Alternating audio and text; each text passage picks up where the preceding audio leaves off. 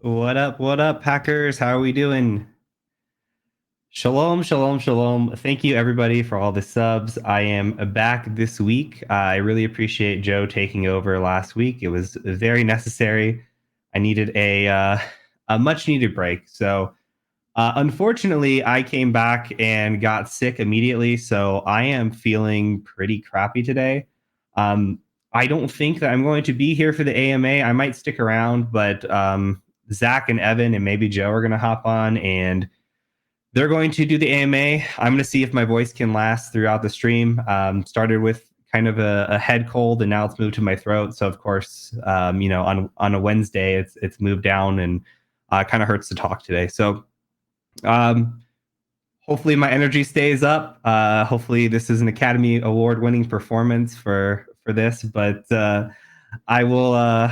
We'll get through it today. We're going to be doing Osint, and we're going to cover a little bit, touch a little bit on what Joe touched on last week, and then we're going to move on to some cool stuff today, and then we're going to end Osint Friday and get into a lot of the hacking stuff. So let's go ahead and switch to the screen. And welcome to week 5, day 9. Somebody said we are 18% of the way through. That's pretty baller. Thank you for doing the math. And this week, it doesn't look like a lot, but we've got plenty to cover. We're going to be talking about additional image OSINT and geographical OSINT and some Facebook OSINT today. We'll see how far that gets us. I think it's going to be an hour's worth of stuff. We'll see. And then I've got July 6th and July 8th on there. You can see how awesome I'm doing.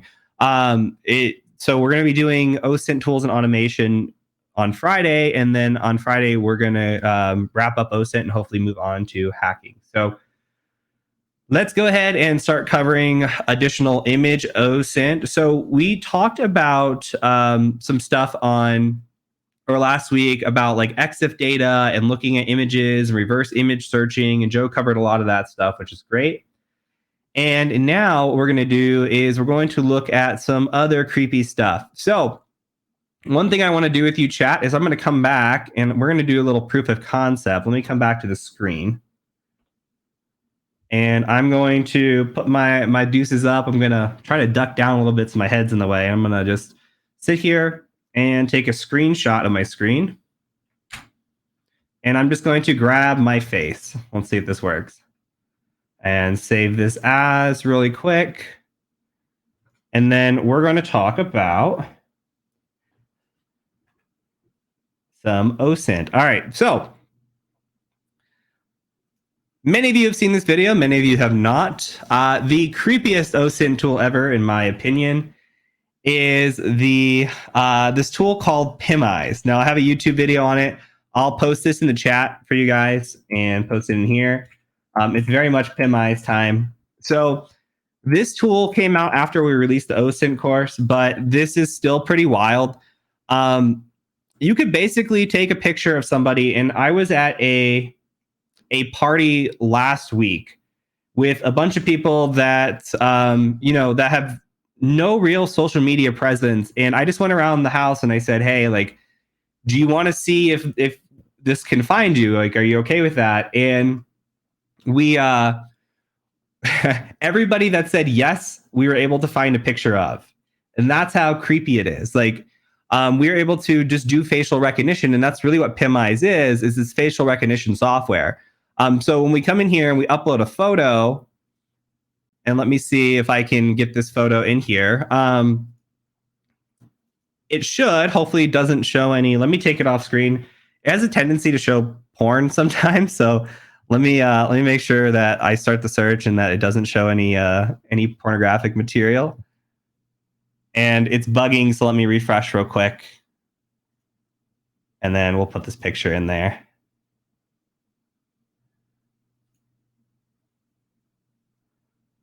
Uploading, it's working, stand by. All right, I'm scrolling through real quick, chat. It's a surefire way to get banned from Twitch if you put porn on here. Okay, so far looks good. One image, but no, it's blurred, so I think we're okay. All right.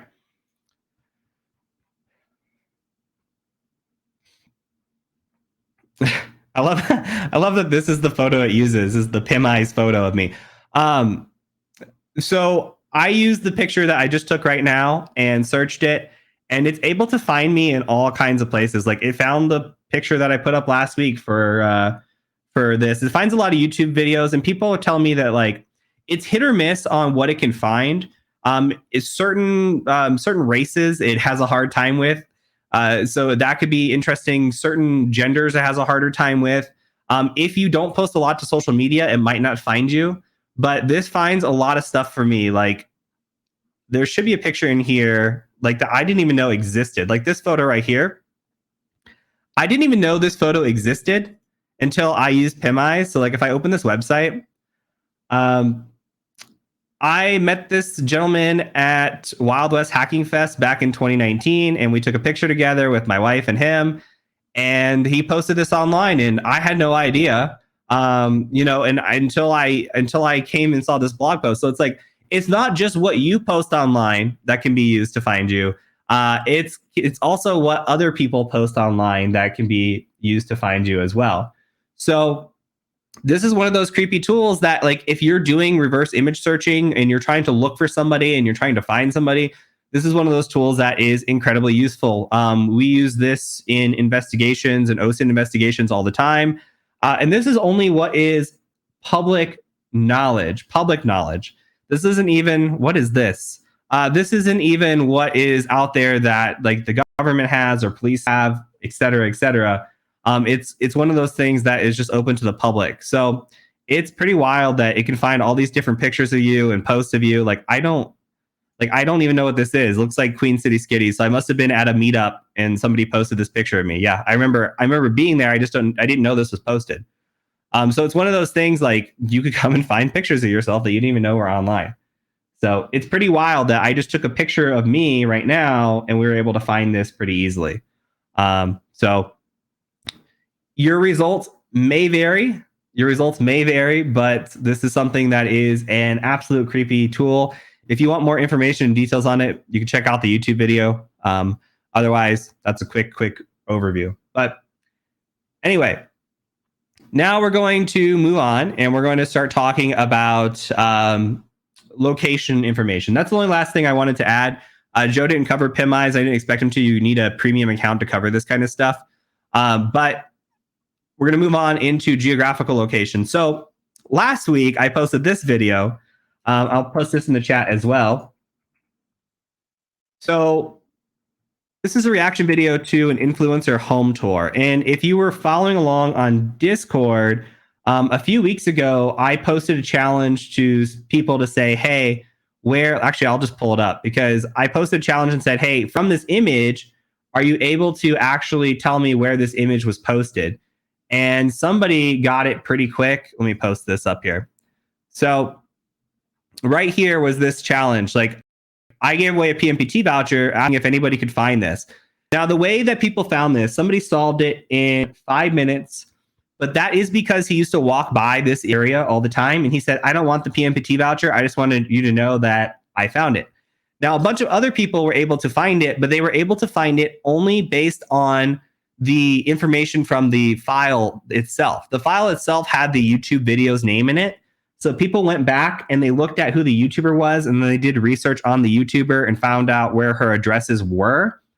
That really wasn't the challenge, but it's still OSINT and it was still applicable. So somebody who found it that way, not as how you can just find it from the geographical location. So we're going to show you how to do it from a geographical location as opposed to doing it that way as well. All right, so if we're looking at this photo from this home tour, we get a great shot of the outside, which is pretty bad, but we can tell a lot of things based on this picture here that we've got. We could see that we are on an upstairs balcony type deal, right? If we look above us, I don't see anywhere else. So in my opinion, I think we're on the top floor of this building. It looks like potentially the second over from, if you're looking at it facing this way, you're looking at it and you're saying you're the middle or you're the second from the left. Again, I don't see any more over here. I don't see any more up here. So I think that this would be a good guess that we're penthouse, somewhere in the middle, somewhere over on the second from the left. Now, we could tell a few things from this video, right? First of all, we have this building here. So this is a 3-story building. It looks like this building here is also 3 stories, maybe 4 stories. It depends on if there's a ground level or not. I think there probably is like ground level apartments. So there's probably, this is either 3rd or 4th floor of the apartment building. Palm tree right here is a big indicator as well. Now, palm trees can be in a lot of places in the United States. However, they're predominantly in Florida, they're predominantly in Los Angeles, and they're predominantly in Las Vegas. Doesn't mean they can't exist elsewhere, because I know there's a lot of people that will be in here like, technically, no, let's be real. There's 3 big places that they show up, all right? So here, where you have this, we have palm trees. So now we can narrow down kind of a location. We have buildings in the back. Now, we can't see where the building is, and I've got this picture pulled up here. If we zoom in, we can't tell exactly what the wording is on the building. There's no true secret enhance button. There's not like a enhance and clear out this. That's only in the movies, all right? So if you come in here, but we could take some details from what we see from this image though, right? We see the building. If we zoom in on the buildings, we've got this nice square kind of building. We've got some other distinct buildings around it as well. We've got this building that's like reddish.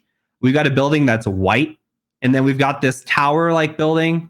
And this building's pretty unique as well, because it looks like this might be like AC units, old AC units or something up on the top, like HVAC type stuff. And then we have this kind of structure here. We also have this nice street that looks like it's off to the left-hand side. We look like we're maybe parallel or, on the same side as this hill or this berm or whatever this is right here. So this hill is a nice indicator. We've got this street. It looks like this street comes straight, and then maybe there's a crossroad, and then it comes down like this, like an S almost, right? Like a mini S. So I would guess, I can't really tell right here, but there's a car here, and then we've got some indicators. So other indicators that tell us maybe what country this is, a little bit. This is telling us like, hey, these cars are parked on the right-hand side. That's an indicator that it's at least not like the UK and other places. Although it doesn't tell us exactly where, it's still, we can do process of elimination on some places. Given that this is an influencer, there's a great chance that they live in Los Angeles.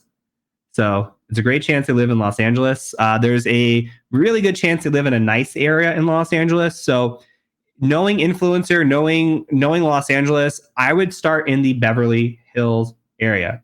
All right, somebody said you do have right-hand parking in the UK. What do I know? I don't know anything. Okay.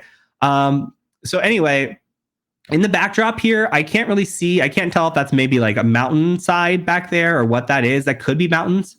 I'm not entirely sure, but it's so like gray and blurry. And it looks kind of smoggy out, if I'm being honest with you. The visibility in the distance isn't that great. But all right, so from here, we're going to go ahead and take a look. Also, this indicator on the curb, by the way, like this red stripe here for the no parking. I don't know if that's country specific. I'm not like a Osint wizard, but I would guess that like this changes by country as well. So these are things to be on the lookout for as well. We don't see any license plates. I can't really get any detail from that. There's no car parked outside, but this is a pretty good indicator of at least how to find this building just from this picture. All right. So let's go ahead and take a look at Beverly Hills, because that is where I'd want to start. So if you want to follow along with me, I can kind of show you. If we take a look at this, we come in here, and if you go into Google Maps and you just do Beverly Hills, you could click on layers on the map like this, and more, and go to satellite. Make sure that you click on globe view so that you can move around. It says zoom out and see the world in 3D. It's pretty cool. So if we come in here, and I want to find big buildings, because that's what we saw were big buildings, right? So if you're following along on your computer, you can just do a control and just hold that down. And then we look for tall buildings. And here are some tall buildings. Now, remember the structures that we saw. We saw a big building with words on it. We couldn't really find specifically we didn't see specifically what the word said, but we did see words on it. We also saw like a red building next to it. We saw a white building next to it. We saw like a tower-like structure. And then we saw that interesting building, which had like some sort of HVAC system on it, right? So with that in mind, I'm not seeing that here, but we can control out and start looking for like other buildings. So in this Beverly Hills area, there's some buildings over there, but there's also buildings over this way. So if I come this way and I zoom in a little bit, not too much, we can start walking down this path as well. Now here is mountainside back behind this, by the way. If you see behind, there is a mountain area, mountainous stuff. So some of that smoggy, whatever, could be the LA vibes, could be some of the mountains that you're seeing in the background. If you follow along this path here, see if I could find anything. Let's try to rotate this. We're looking for that building, and then we're looking for a red building. There's a red building. There's another red building. Hey, that kind of gives us an indicator right here, right? Look at the structure of what we see here. Square building, words right there, by the way. Red building, white building, like a tower-like structure, and then this HVAC system up top is a big indicator. And if we see back here, we actually do see mountains. So if we come in here, now we can zoom in on this, and we can see that this is the Oppenheimer Tower. And the Oppenheimer Tower is the building that we were definitely seeing. We're definitely seeing this Oppenheimer Tower. Remember, we saw down the street and a berm on the side, some sort of hill, some sort of grassy area. So what we want to do is we want to maybe back out here and maybe just zoom out and look for like a hilly area close to that. And I'm only seeing one location, and that location's right here. Okay, so you got to imagine that you're at that perspective of where they were at. So if we try to come down, maybe, I don't know why it's not, okay, there we go. If we come down and we try to match that perspective, we could see that if we come here, we have this hill area right here. So remember, our guesstimate was that there was kind of a street here. We got cars facing this way. We could kind of angle and see this view. And then we had this hilly area here. So if you come down and you come across the street just a little bit, we see this building here. It looks like a structure with 1, 2, 3 parking garage down there. And if we come back and we look at the photo, that looks pretty spot on. Parking garage, again, we zoom back out. We think that we're the second building on the top, or the second unit on the top. So if we come here, we can see that we have this building right here, 1, 2, 3. So I'm guessing top floor in the middle. Let's see if I can street right here. And there's our building from the ground. And then there's our building from the ground as well. So if I had to make an assumption, there's all the power lines, by the way, that a lot of you guys were talking about. If I had to make an assumption, this is where that person would live. This is where that person would live. Okay. Second floor or third floor, maybe fourth floor. Looks like a fourth floor apartment, actually. We knew it was at the top. We knew it was most likely in the middle, but we definitely knew it was second from the left. So this was that balcony right there. All right. So if we go down just a little bit, I think we can pull the address, and there it is, 1810. We are on Selby Avenue. Now, if you watch the YouTube video, we go into more detail because she shows a lot of pictures of her apartment building and a lot of the images with inside, and that can be used to find you as well. Like, you can reverse image search apartment photos. You can reverse image search like the bathroom, the kitchen, and a lot of apartment complexes will put those like stock photos online. And if you reverse image search it, you might be able to find the listing from the apartment complex.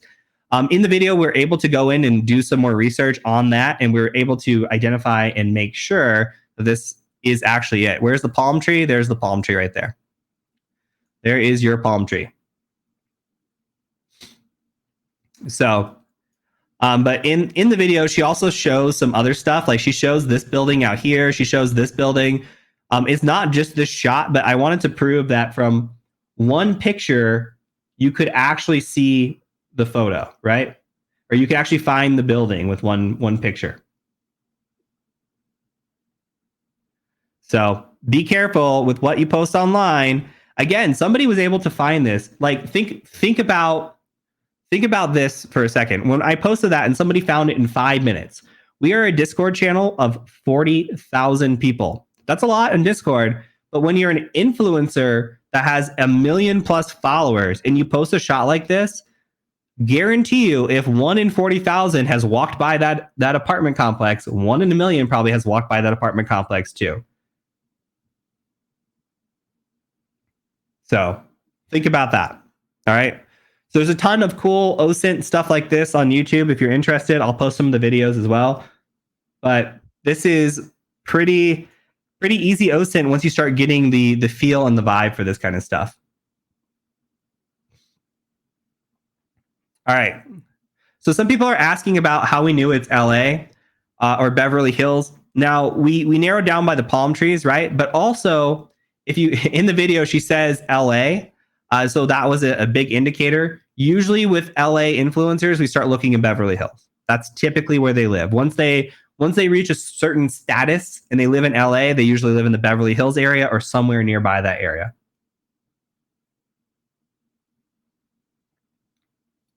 All right. So let's go ahead and move on. I'm going to take a sip of coffee. My throat is killing me, guys. I appreciate you hanging in there with me.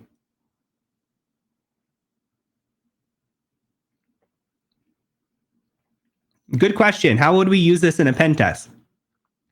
Perfect. Let's actually take a look at that real quick. So imagine instead of this, imagine somebody posts like their office building or a photo outside their office, or you're trying to do research on an organization. You can find out where that office building is or where that user is. If you're trying to do a red team activity and you're trying to find out where people live, that could be interesting. Imagine you're trying to befriend somebody and you're trying to get information out of them. You're trying to extract information out of them. You're acting as a advanced red team. You could do that. You could also use this kind of information for like if you do like Tesla headquarters, and you come to like all out.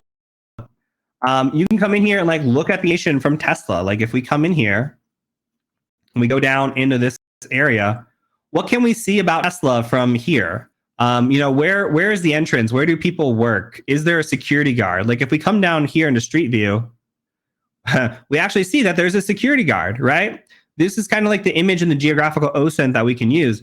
We can come in here, we see, hey, here's the headquarters right here. Here's what a security guard might look like. Here's what people dress like. Can we see people and how they're dressed just from a photograph, right? What does the employee dress code look like? That looks pretty business casual. He's got khakis on and looks like a polo, maybe a t-shirt. You come in here, and if we zoom back out, we could also take a look at like the other side of the buildings. We can look down the street, see if there's other entrances. We can look and see if there are smoking areas. It just depends on what you're doing for the image OSINT and the different activities that you have involved. But there's tons and tons of data that we can gather just by looking at Google Maps or satellite imaging.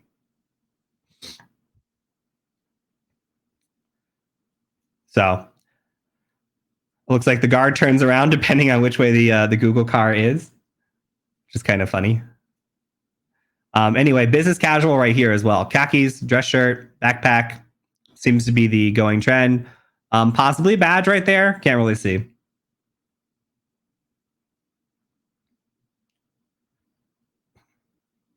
Yes, and Tesla does have a full scope bug bounty. So everything I'm showing you is absolutely okay to show you.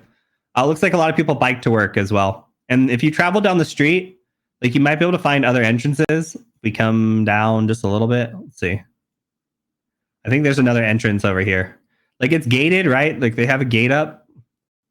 Although I'm not sure how great their security is. Like, could you just climb the gate? Here's another entrance. People congregating outside. Looks like maybe like a bus stop or something right here. No, this is a smoking area. Actually, look. You can see people are smoking. They got cigarettes in their hand. This is definitely a smoking area. So if I'm going to try to break into Tesla's building, I'm going to come over here, and this is employee entrance only. I'm probably going to come just walk up and start smoking right here and stand by this area and then just follow people in the building. Right? So this is a great indicator of a of a smoking area because there's a lot of people smoking right here.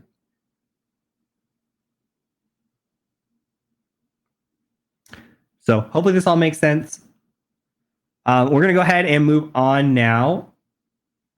So I'm going to show you guys GeoGuessr. We're not going to spend too much time on GeoGuessr, but I saw somebody mention it earlier. GeoGuessr is a great website. You can come play for free. I think you can play you can just play one map a day and then 5 minutes after that. And then it resets every 15 minutes or something like that. So I clicked around and played a little bit, but you can come in here and kind of look at this and play certain areas. Like if you want to come and play the United States.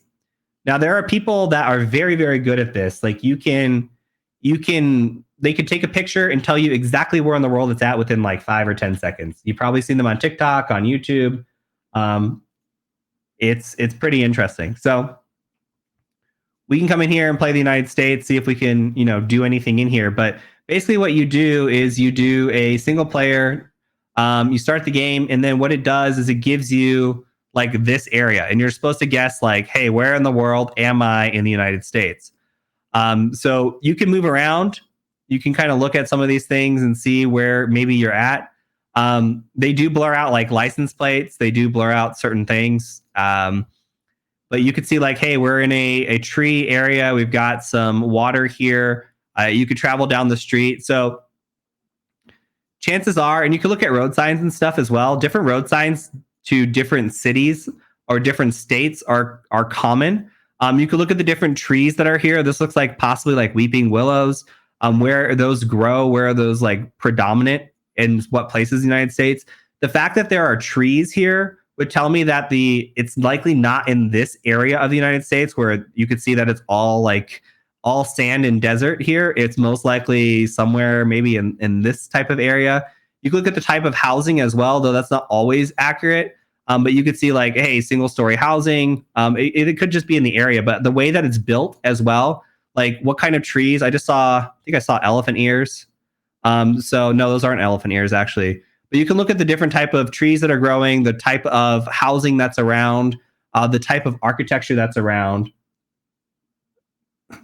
So if I had to guess where this would be, I would guess this is somewhere in the South United States. Alabama, Georgia. I don't know about Florida. I would put it somewhere like, let's go with Montgomery and guess that. Oh, it actually was Florida. So look at that. But yeah, this is what you do. You just come in here, you look at the pictures, and you guess. So with that though in mind, there is this great resource. I'm going to paste this in the chat. All right. So you come in here, this person covers, look how long this blog post is. This person covers, well, it froze. So that's great. I am freezing heavily, chat.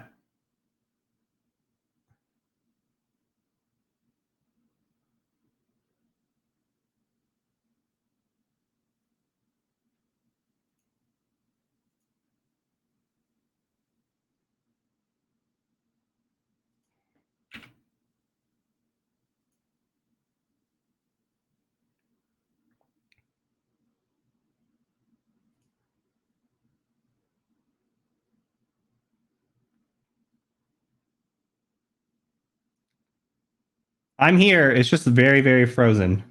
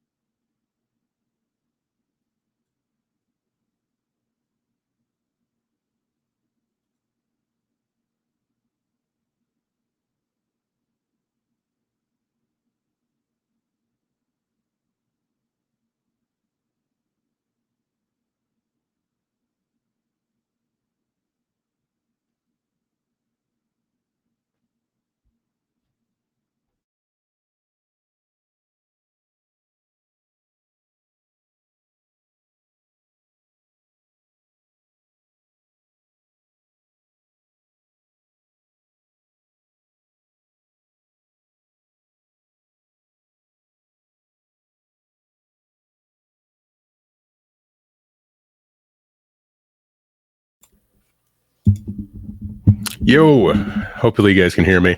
Heath's computer died. He's rebooting Windows 95 right now. So just wanted to pop in here, let you guys know. He will be right back shortly. And I'm letting him know.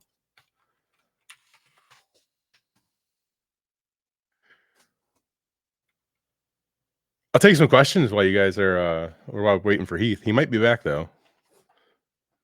But hello, I'm Zach. I work here at TCM Security. It's nice to see you all. Hopefully you're enjoying this PMPT live stream. Technical difficulties, we'll get through it. But this is a great example, just so you guys can see that stuff happens. This is technology. It's lots of fun. Hey, Heath's back. Howdy. Holy crap, that was terrible. Thank you, Zach. So that just for reference, I have like 128 gigs of RAM, and that ate every single one of my RAMs. Yeah, but that website's awesome. I guess I'm not going to show it, but if you take a look at the website, you can see that there's all kinds of imagery that you can look at, and it will go over like the different street signs, the different road types, the different soil types for different countries.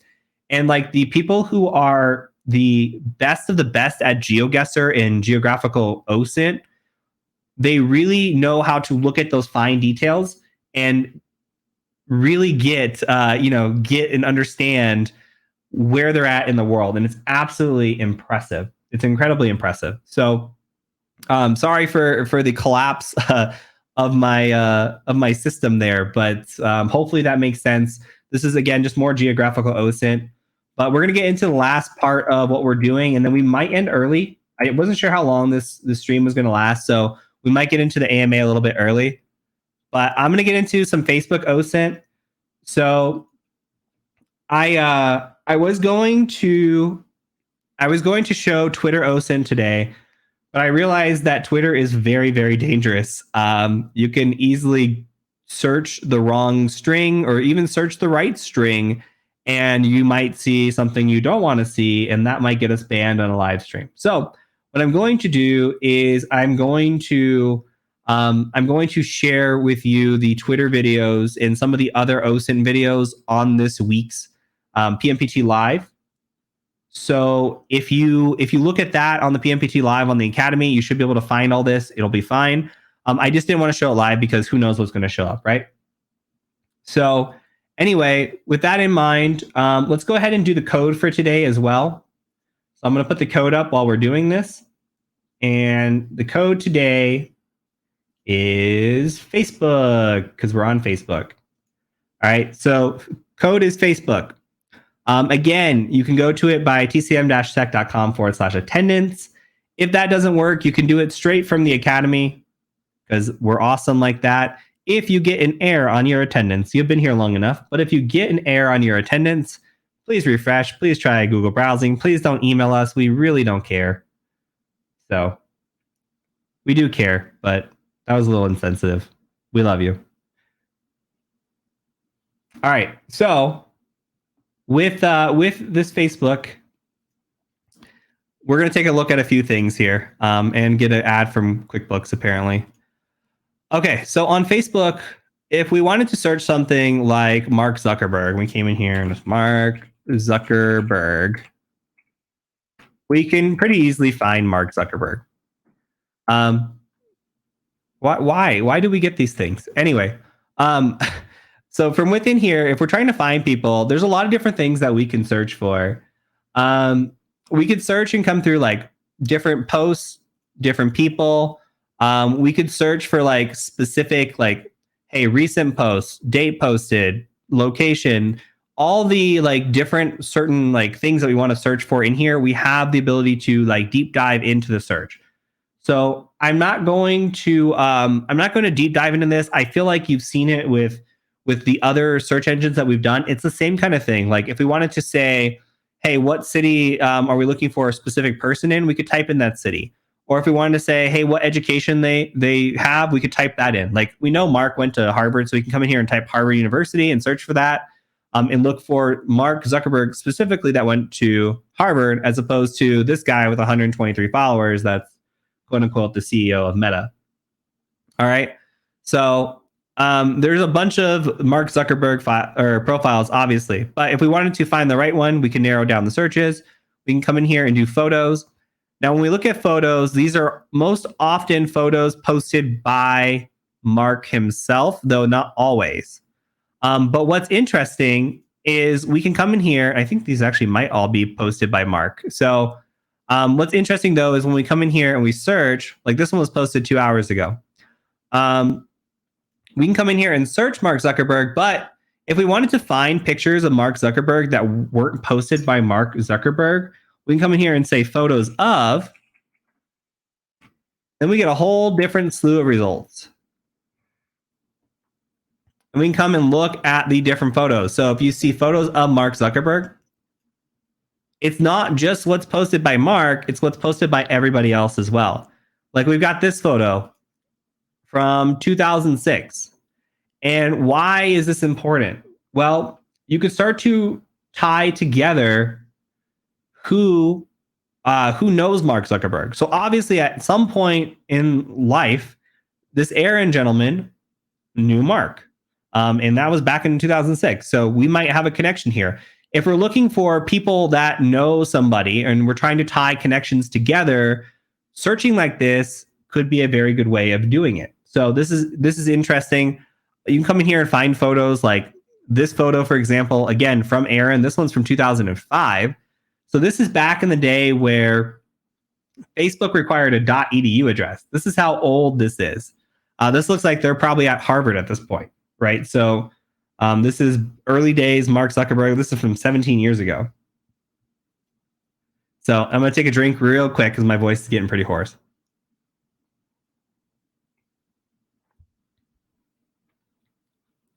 But the fact that you can come in here and just search these sorts of things is pretty interesting. Now, a lot of this, if you've ever done trace labs, if you've done like the trace labs, I'm going to type it in chat, trace labs Osint or trace labs, they have a CTF. The trace lab CTF is all about finding missing people. And your goal is to help find people that have disappeared. And they make a CTF out of it. You pay $20, I think, per team or per person. And that all goes to a good cause. So the Trace Labs Osint is great. The goal of that is to like research people that they give you that day, and you try to find as much artifacts or as many artifacts as you can about those people. A lot of that is coming onto Facebook and seeing if you can find any information about that person on Facebook or social media. A good example is, I would say half the time that you do Trace Labs, like the people are very much missing there. Like they're very missing. The other half of them are people that may have ran away or they just don't want to be found kind of thing. And you could find a lot of information about where they are at specifically on social media and on Facebook. So you come in here and you search them, and maybe their profile is private, but maybe you look for photos of them and you start digging around. Or maybe you look for like who their family members are and you start to look and see, hey, have the family members posted any photos of them? Do they have a boyfriend? Have they have any, or a girlfriend or a significant other? Do they have any recent photos or posts for them or on them in the real world? And you start to look at that. And you get like different points for different artifacts. And a good example of image OSINT that I did when I was doing a Trace Lab CTF was this girl had posted a selfie of her in a car. She took a photo of her in the car. She had sunglasses on. So in the sunglasses, you could actually make out the reflection of the steering wheel, and you can make out the reflection of the phone. You could tell what type of phone she had, what type of car she was driving, and get a lot of more information in detail about that person. So like you're trying to get as much information as you can when you're doing these types of OSINT challenges. So coming on here is a great example. Beyond just looking at photographs of Mark Zuckerberg, we can come to the profiles and do searches here as well. So like if I'm looking at somebody's social media or somebody's Facebook, I'm going to come into here and I'm probably going to be looking at the photographs. Now here, he just posted 2 pictures of Broncos. So now we know what kind of cars he drives. That's a great example, right?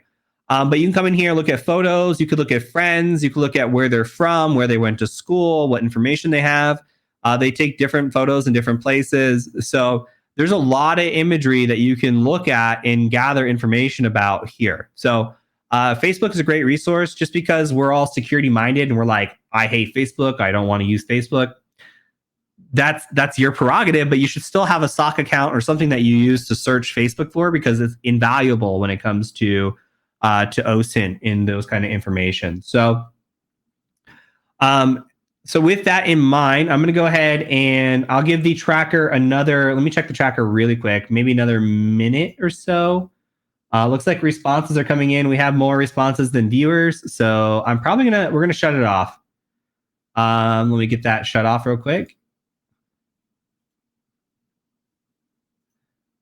All right. And that is good to go. So I want to show you one more tool. Looks like we're going to be able to end a little early and give my voice a break. So with this in mind here, we can come in here and use different tools like this Intelligence X. We've used the different search tools before. We've shown this to search like email addresses and stuff, but this can also be used to search Facebook, which is awesome. Like if we wanted to come in here and we wanted to get we want to search post, for example, we need what is a entity ID.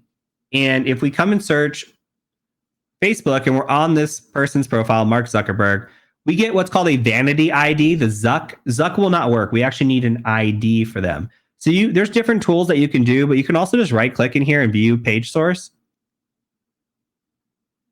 And then you could just Control F, user ID. That is not user ID. All right, there it is. So user ID is 4. I don't know why. I don't know what it's searching there that it's showing that. Here's another one where it's user ID 4.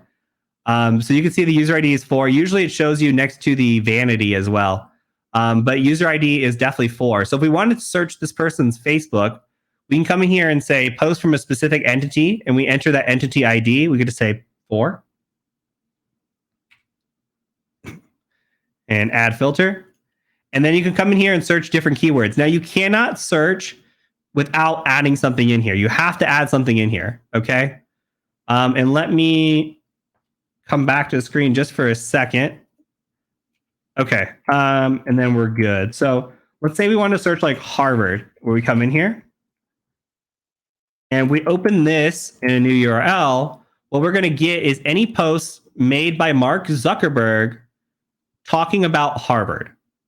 Okay, so he went to Harvard. Maybe we're interested in that. Anything he ever mentioned Harvard here, we'll get a post about it. So, and you can come in and you can actually like sort through this. You could say like from a certain date and time. You could post different keywords, different types of things. We don't have to just search posts. We could search photos. We could search people, all kinds of stuff just from this one tool. It's incredible.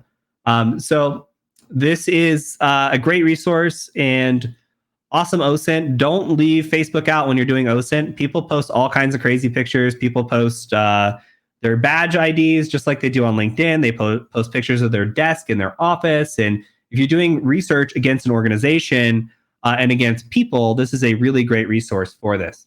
So, and somebody asked for the website. It is this one here.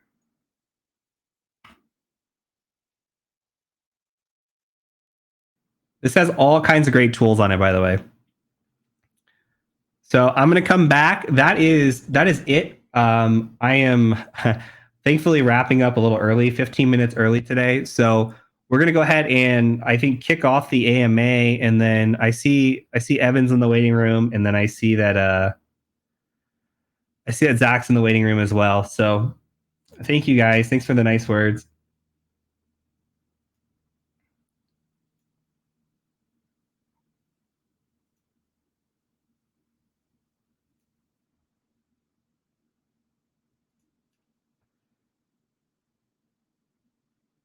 Appreciate it, everybody.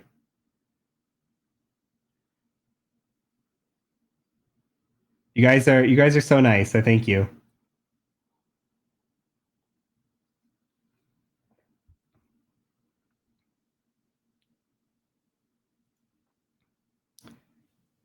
Hey, Evan's coming in. Hello. Maybe.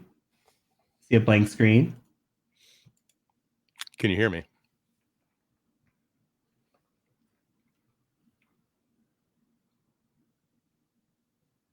All right.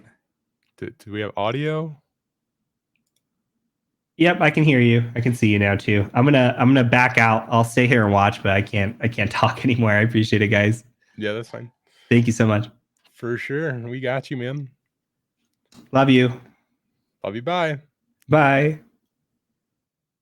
All right. Hey, everyone. How you doing? My name is Zach. I'm brand manager here at TCM Security, and I have Evan here with us. He works at TCM Security as well. Why don't you go ahead and introduce yourself, Evan, and then we'll do some AMA stuff. I think you're muted.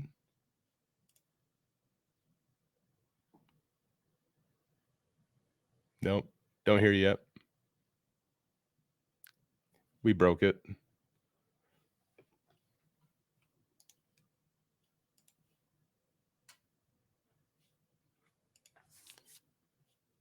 I think Evan's trying to fix his audio here. All right. Can you hear me? There you go. Hey, Cool. Evan. Hey, Thanks for popping on. Tell us about you. What do you do here at TCM? I'm a security engineer here at TCM, and currently I'm working on building the dashboard out for our exam platform. Tell us about that a little bit. Tell us what you can about that a little bit, because that's really exciting for people who are here right now, because everybody here is getting ready to take their Pnpt exam, hopefully in the next, we got 18 weeks left or so? Yeah. So basically the way the exam is structured now for those of you repeat customers, you have to schedule your exam in advance on the calendar, and then you're going to get a kickoff email at the start of the exam, and it gives you everything that you need to know to start the exam. And then basically what we're implementing right now is a dashboard that will allow test takers to go ahead and control their exam environments on their own. So that way, whenever you need to reset, you don't have to intervene with help desk or anything like that. And then you can just shut your environment down whenever you're done, and you can start it whenever you're ready, and you can submit your report and download everything that you need right from the dashboard. So we're really excited about that. I'm really excited about that. I think people will be really excited about that as well. So is the help desk. For sure. So let's do some AMA. We'll pick some questions. I don't know if Heath wants to pick any for us while he's just sitting there, but if he doesn't, I can go through and find some. But if you see any questions as well, Evan, go ahead and pop them in there. But we will try to answer all of your questions to the best of our ability. Sure.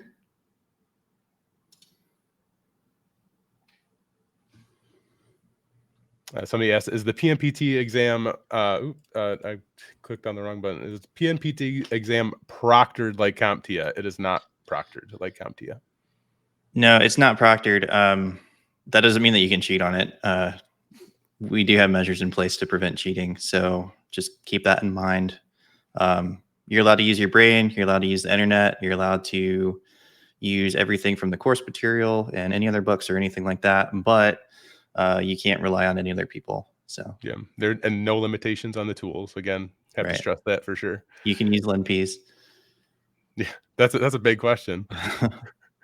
Zach from IT Career Questions. He looks really familiar. Zach is from IT Career Questions. Yeah, you guys might recognize me from that YouTube channel.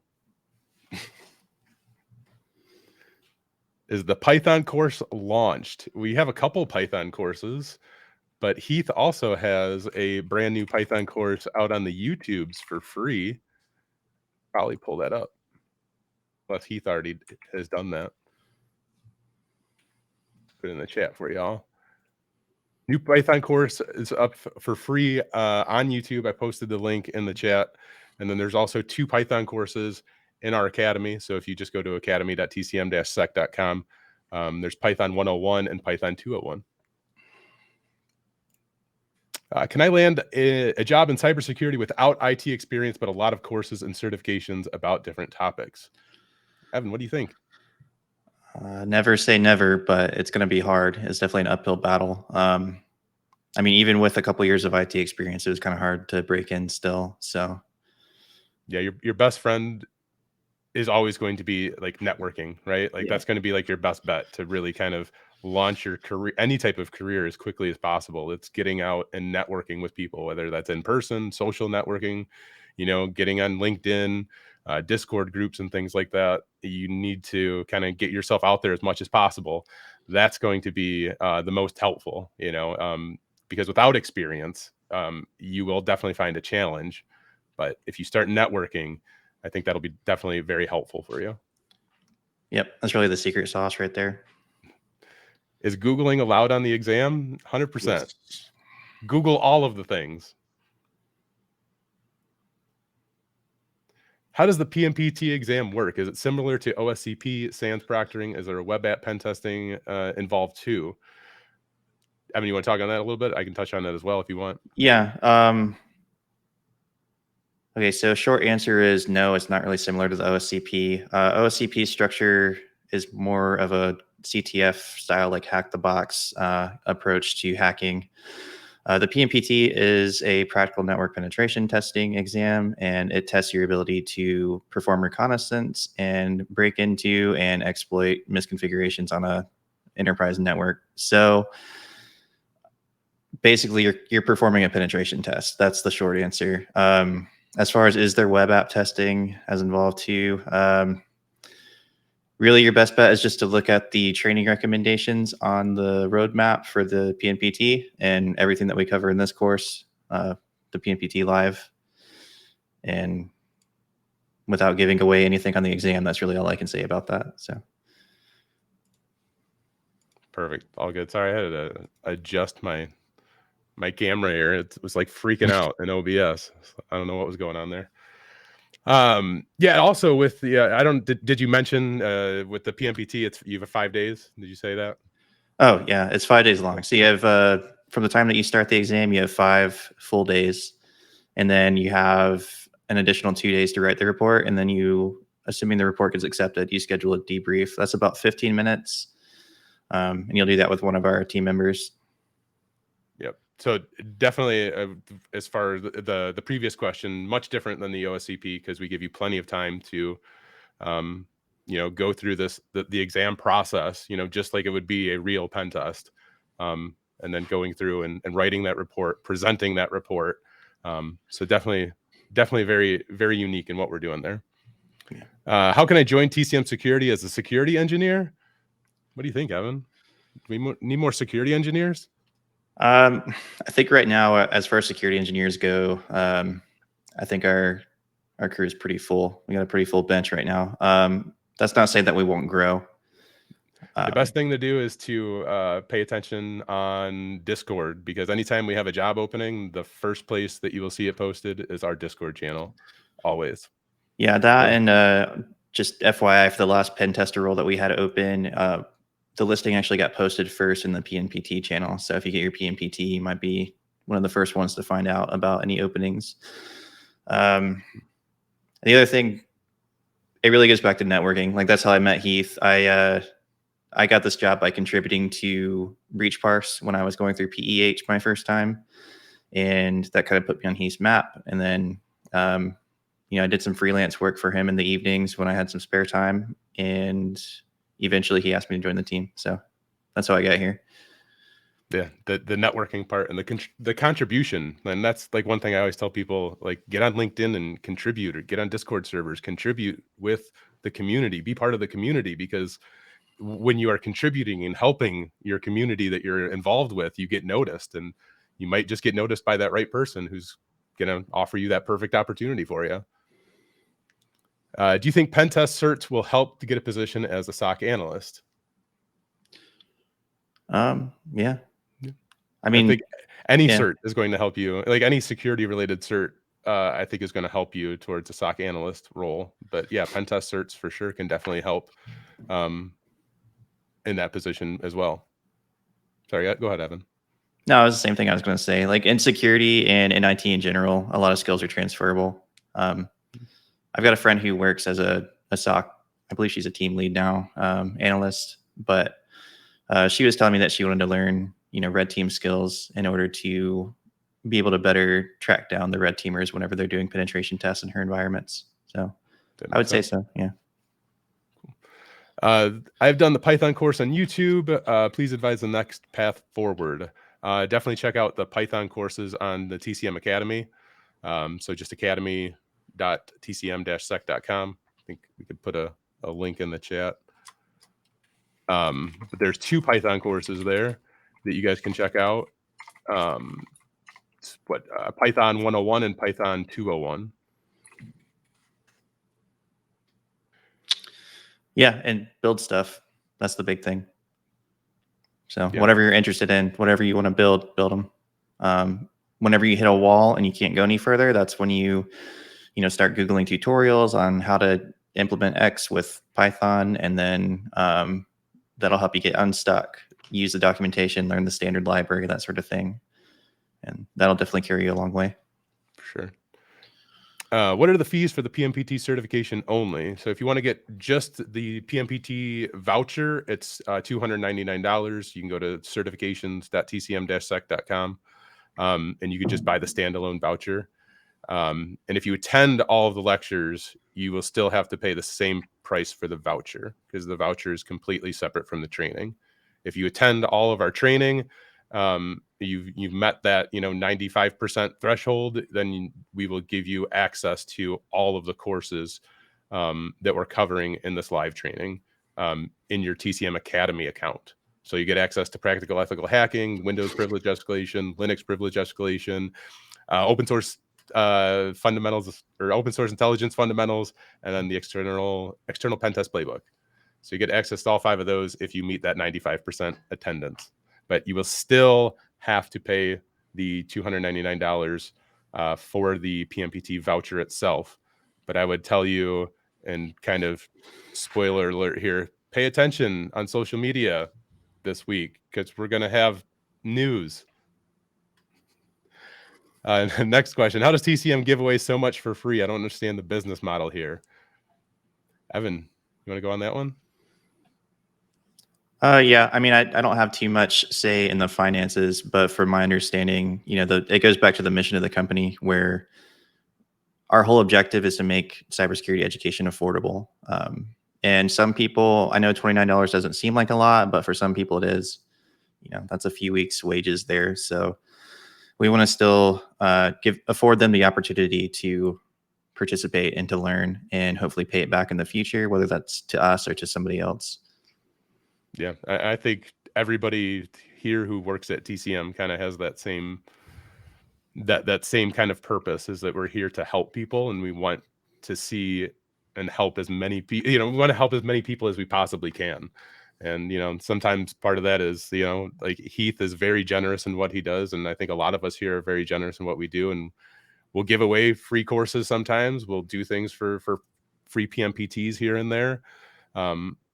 It's it's part of the community. Like we want our community to be as well educated as possible and as happy as possible as well. So I think we try to do everything that we can to our availability to provide training at an affordable cost. And sometimes you get that stuff for free. And as you see, like with Heath putting out courses on YouTube, or partially free courses on YouTube often, it's making sure that you guys are getting that best education as well. Yeah, and I mean, it's working. People are responding to it. So for sure. Yeah, we're definitely. For cybersecurity, when building a computer, should you allocate more money to RAM or to the processor? Definitely the RAM. Maybe. Thoughts? I don't know. It depends on what you're doing, I guess, in that specific cyber, like in the whatever it is that you're interested in, right? Like I always say go for the most amount of RAM, because you tend to be virtualizing a lot of different things nowadays, and your biggest bottleneck is always going to be the RAM.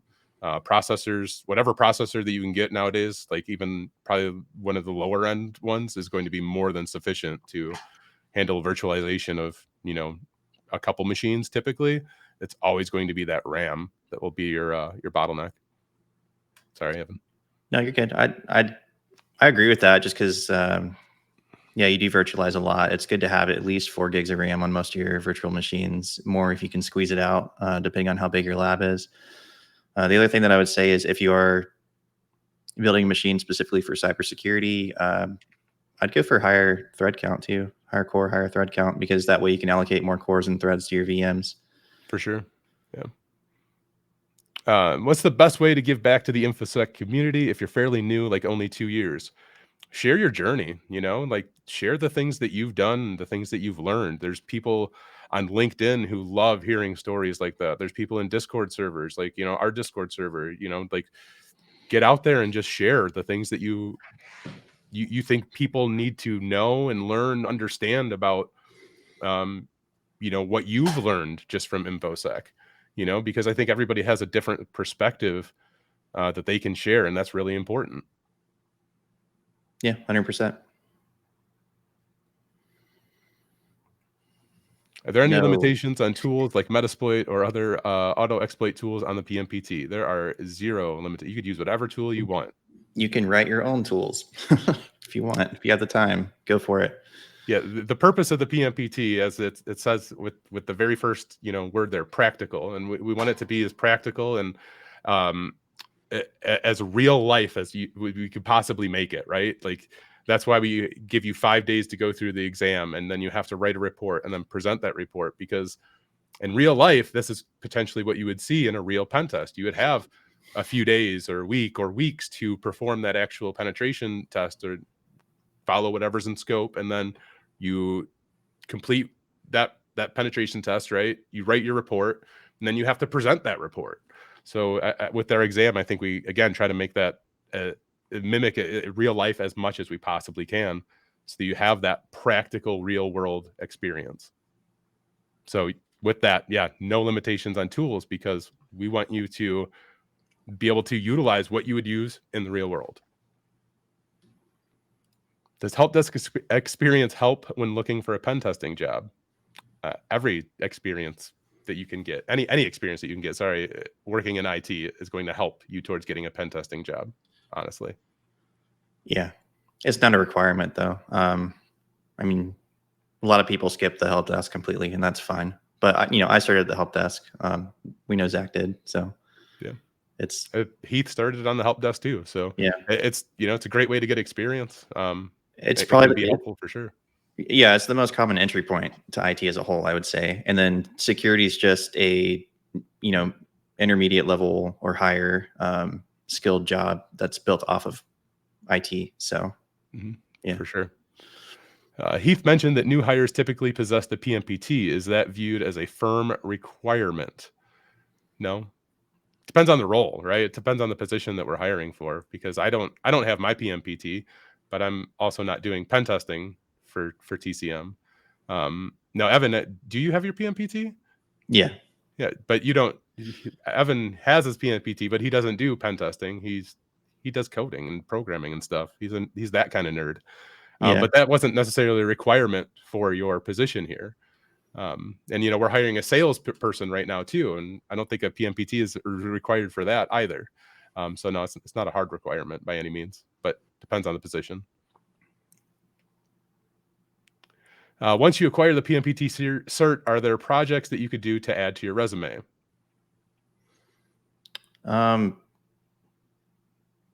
yeah. I mean, like in addition to the PMPT, or I'm not sure exactly what you're asking here, but I mean, anything that you do that's relevant to the job you're applying for, you can absolutely put on your resume. And that includes the Windows Active Directory lab environment that you build during the PEH course. That includes like any tools that you write when you're learning programming. Anything that you do that's relevant to the field, you can put on your resume. Yeah, building your own, like just going through like a lab process and building like your own Active Directory lab that you can hack. Like that's a great project that you can do on your own, right? Like you kind of go through that process. And some of the training that we do, but go through that process a couple different times, change things up, make it unique to something that you can relate to, right? But that'd be a great project that you can get started on as well. Yeah. Is Osint part of the Pnpt exam? Yes. Yes, it is.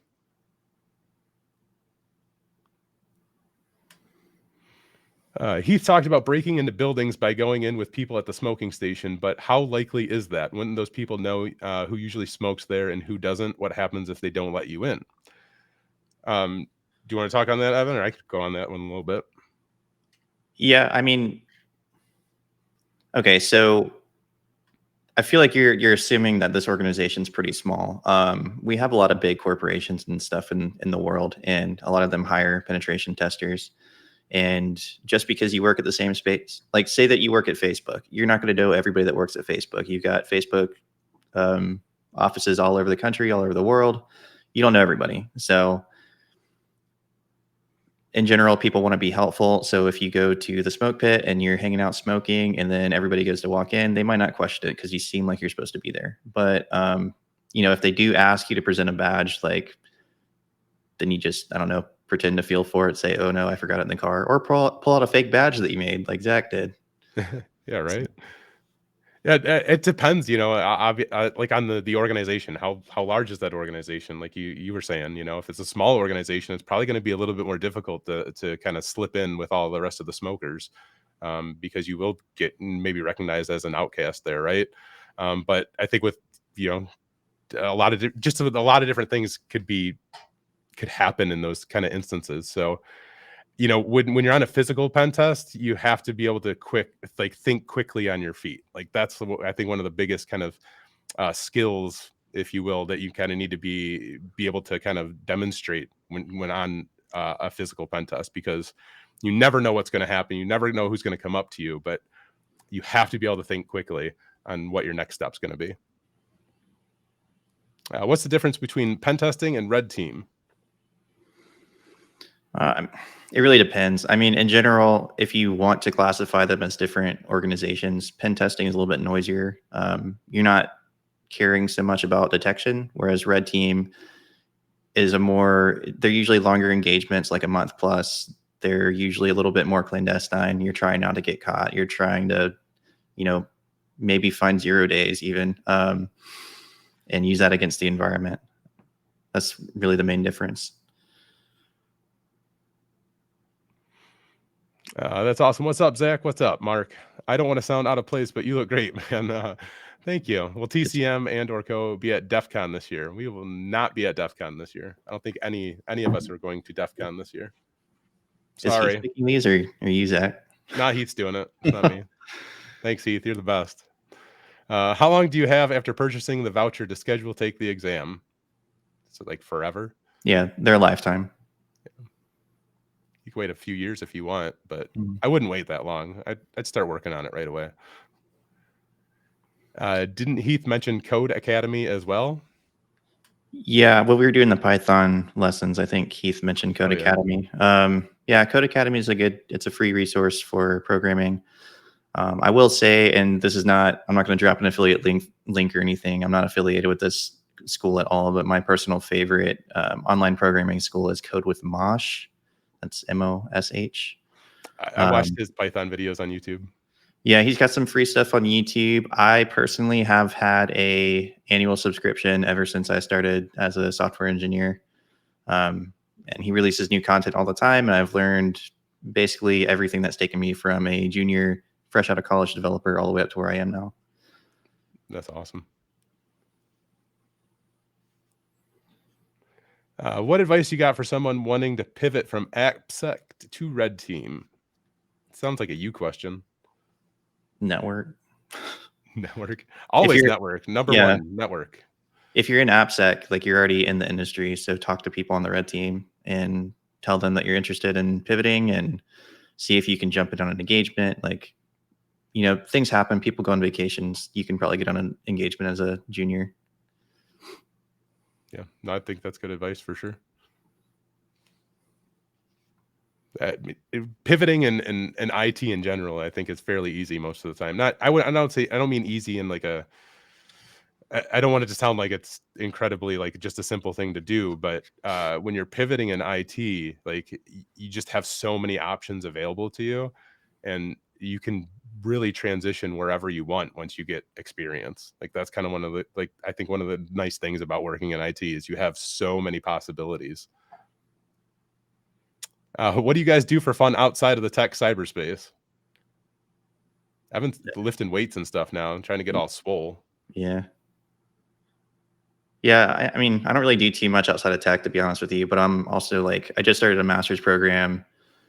So that keeps me busy, and it's tech related. So Basically, all of my hobbies revolve around tech, but I do powerlift. Started doing that again back in March, and then I don't know. I like to hike. I like reading, all the usual nerdy introvert stuff. Video games, Right. those are cool. Yeah, I have 4 kids, so like that's whatever is going on with the kids, that's what keeps me busy outside of tech. Otherwise, like I'm always in front of or on a computer doing something because it's what I enjoy, you Yeah. know? But yeah, kids. Do you all work from home? Yep. We sure do. Yeah. When I started here, he said as long as or unless I wanted to go on a physical engagement, it's fully remote. So, yep. Yep. Every single person here at TCM works remotely. And it's fine. It works wonderful. great. Yeah. It works great for sure. Is Pnt very similar to real world pen test? It is as close to a real world pen test as you're gonna get when it comes to comparing it to any other certification that's out there on the market right now. Yep. Yep. Heath actually based some of the boxes off of like his real world experiences. So yeah, Yeah, that's what it's the entire experience is supposed to be as much like the real world as possible. Sorry if this is a stupid question, but are CVEs relevant to pen testing? Yeah, they are. Basically, if you pay attention to InfoSec Twitter, especially whenever a new CVE drops, it just goes crazy with people like, finding the exploits or, helping create the exploits and then testing them out in their home labs and demoing them on YouTube and stuff like that. And then, odds are if it's a brand new O day with a CVE or whatever, a lot of organizations that you see, they're not going to patch it, on your next engagement. So it's a good way to exploit some systems, I'd say. Yeah, especially if you're coming up or you're like just starting a new engagement too, and like something new comes out, right? Like you could be on that right away within your current engagement and seeing what's going on if that's something that's exploitable, right? Yeah. And making note of that's something that needs to be patched, right away. Right. Just an example.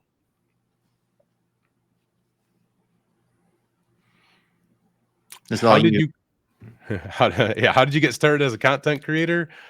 I just decided one day that I wanted to help people. No, I worked with a guy at the hospital that I was working at, and he had a YouTube channel.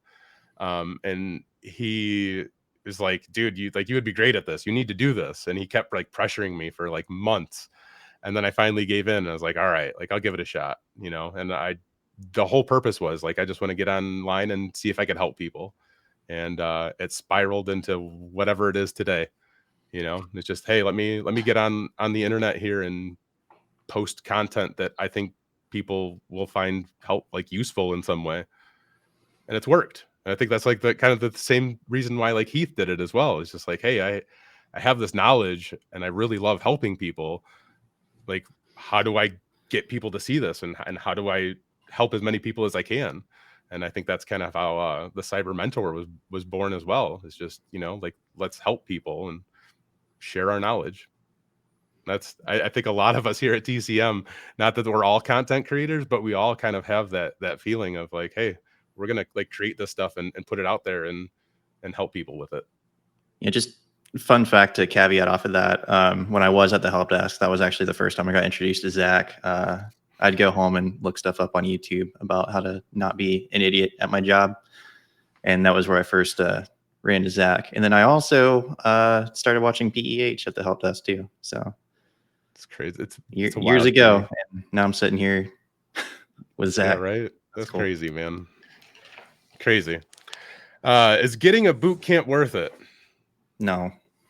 Save your money. That's my thoughts exactly. I don't think any boot camp is worth it because they charge thousands of dollars for stuff that you can get for basically free or less than $1,000. You can get everything that you would kind of get in a boot camp and more. So I generally just think it's not worth it unless somebody else is paying for it. If somebody else wants to pay for it, boot camp is worth it 100%. But if it's coming out of your own pocket, not worth it. Yeah. Does the PMPT cert expire? Nope. No, never. And you don't have to pay any maintenance fees. It's yours. You earned it. So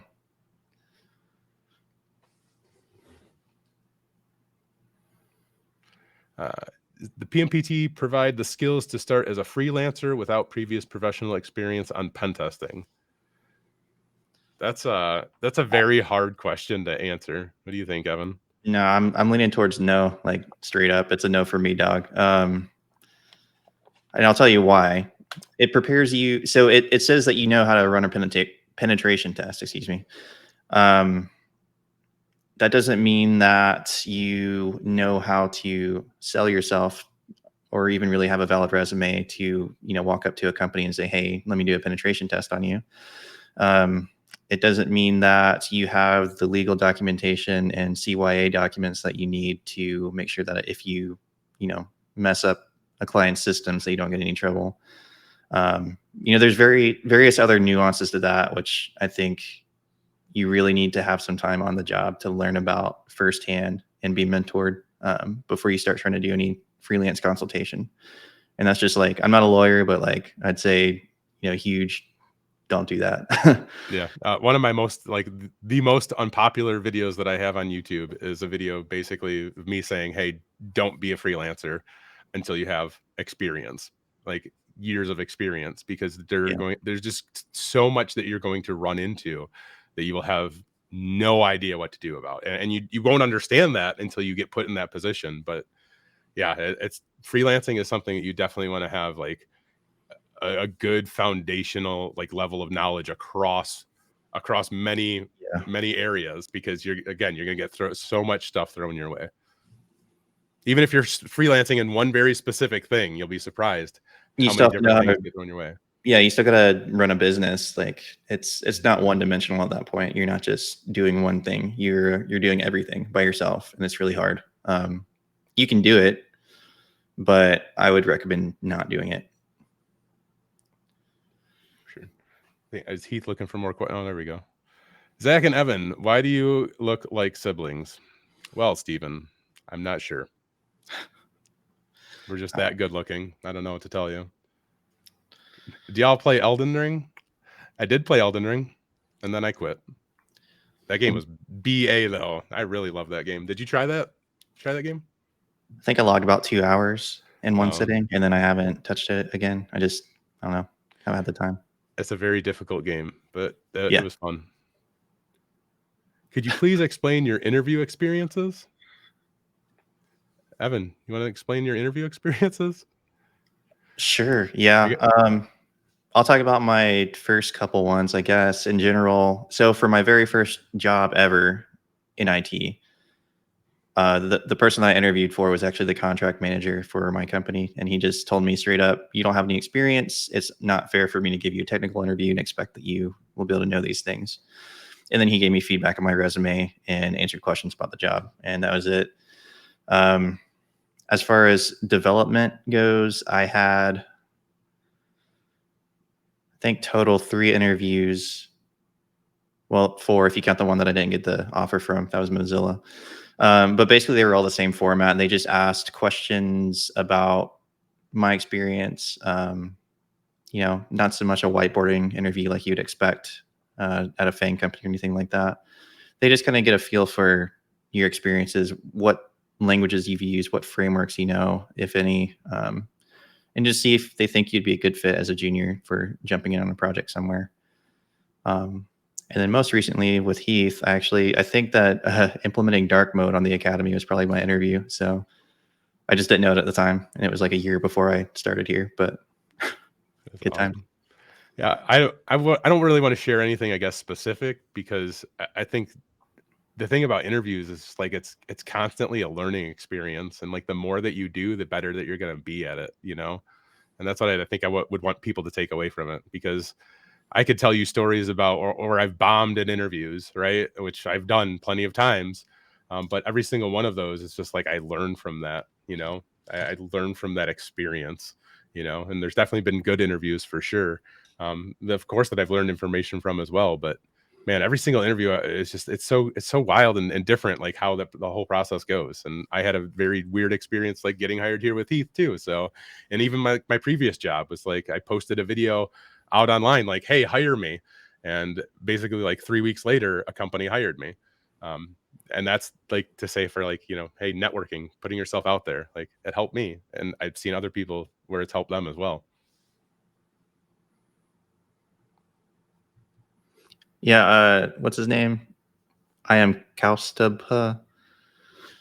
Guy who is picking questions sucks. It's literally Heath, dude. So like, I He's don't know. new at this. He's never had to pick questions before. I'm always the one behind the scenes doing it. Yeah. Give the guy a break. Best password manager, whatever one works best for you. I use LastPass. It's worked for me. So yeah, I mean, there's a few good ones out there. You're gonna hear different stories about each one of them. Just use one. That's really my my 2 cents. Yeah, Bitwarden is good. Yeah. LastPass.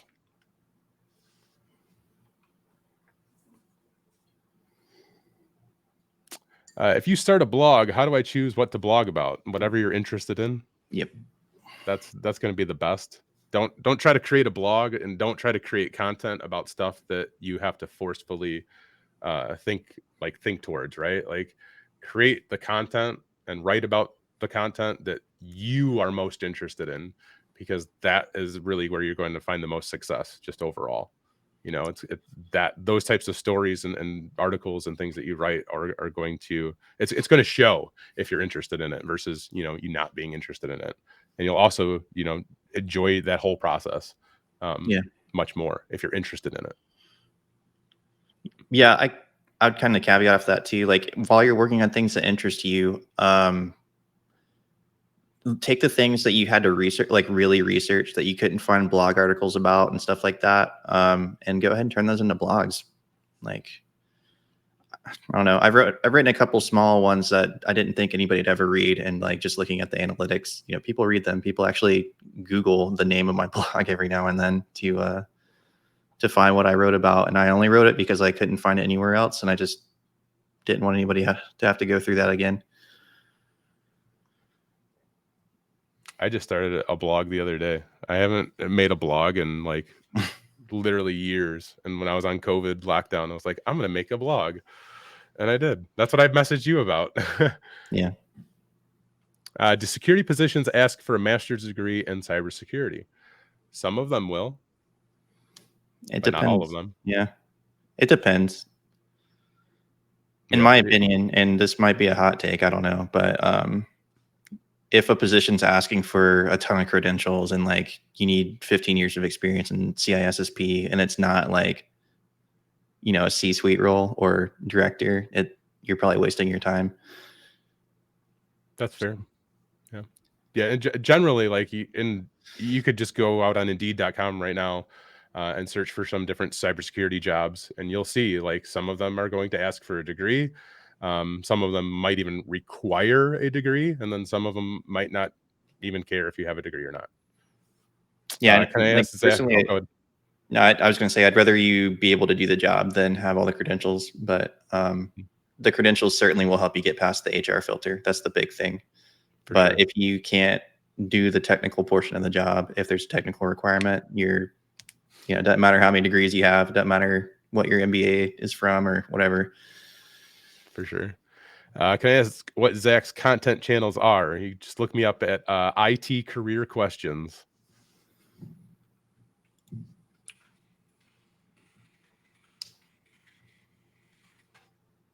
For ID cards, how would you go about replicating them with your face and name?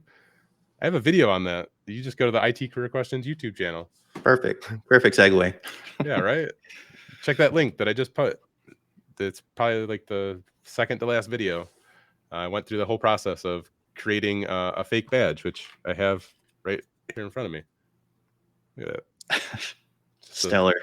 Just a sticker on a gift card. Photoshop this bad boy. Right? It's awesome. That was the coolest experience of my life. I have to like forewarn everybody when somebody asks me about some of that stuff. I'm like, I'm going to tell you about the best experience of my entire life. going on a physical pen test, making these ID cards. It's legit. Thanks, Heath. You're awesome. I have my first interview tomorrow, and the HR informed you to be prepared about OWASP Top 10 and burp seat questions. Any resources you should go through? You should go through the OWASP Top 10. Yeah. And there's probably like a very fundamental based like burp suite video and or blog that you can find out on the interwebs fairly easily. I would definitely check that out because you'll more than likely get asked some fundamental based questions about burp suite. Like how do you like perform XYZ and blah blah blah, and you know, I'm not a burp suite professional, so I can't answer that question yet. Yeah, But Evan, you got any more to that? I'd go to Portswigger's website. Like in addition to OWASP Top 10, that's good for understanding the vulnerabilities and what they are theoretically. But if you go to like the Portswigger Academy, they will actually walk you through exploiting them. And if you use Burp Suite, I mean, that's the best way to learn, in my opinion, is by getting your hands dirty. So yeah, so if you get asked a question about something on the OWASP Top 10, if you can relate to that to like how you would use that in Burp Suite, that'd be like gold points for you right there. But don't make anything up if you don't know it. Yes, please don't lie in your interview. If you don't know the answer to a question in an interview, say, I don't know, but this is how I would figure it out. That's always like the best go-to. Not sure the answer, but these are the steps that I would take to figure it out. These are the resources that I would use to figure it out. Python or Bash for pen testing? Both. That's kind of what I was thinking too. Don't limit your tool set. I mean, Bash, like if you know shell scripting, pretty much every Linux box that you ever find yourself on will have that. Python's good for other things, especially if Python's installed, but it's not always going to be there. So it's good to know both. For sure. Can you recommend any good resources for pen testers start doing secure code reviews or any tips? It's a you question. Man, off the top of my head, I don't really have any. Sounds like you got to make one. You got to make something there. You got to maybe create the resource. Microsoft actually has a book about secure coding. Let me look it up and I'll get it back to you next week or on Friday. Solid. You the man. What about TS SCI clearance? If you want to work in a SCIF for your whole career, sure. I mean, what about it? It can help you get jobs because a lot of people that have them aren't qualified to be a pen tester, and vice versa. A lot of people that have or are pen testers aren't qualified for TSSCI clearances. So, where can I find more Audi content? Preferably not safe for work. Where you at, bro? Where's your OnlyFans? I'm probably least safe for work on Twitter. So if you can find me on there, that's your Osint homework. There you go. Raid. I don't know. Raid. Heath, you could decide who we raid. You're good at that. Put your suggestions in the chat though, if you got them, I guess. See if anybody I know is on. He's looking up a raid. I don't know anybody. That's what I forgot. It's all good. We're okay. There we go. About to be raiding. So, thank you everybody for joining today on the PMPT live stream, week 5, day 1. Heath is feeling under the weather, so that's why you got me, Zach Hill, and Evan Alligator over there doing this AMA with you today. Hopefully Friday Heath will be feeling better and he can do the AMA with y'all. But we'll be learning more Osint on Friday, so stay tuned for that, and hope y'all have a great day. Yep. See you later. Yay. Somebody already found my Twitter, so good on them. Cyberjunk CJ, good for you. You get 1 point.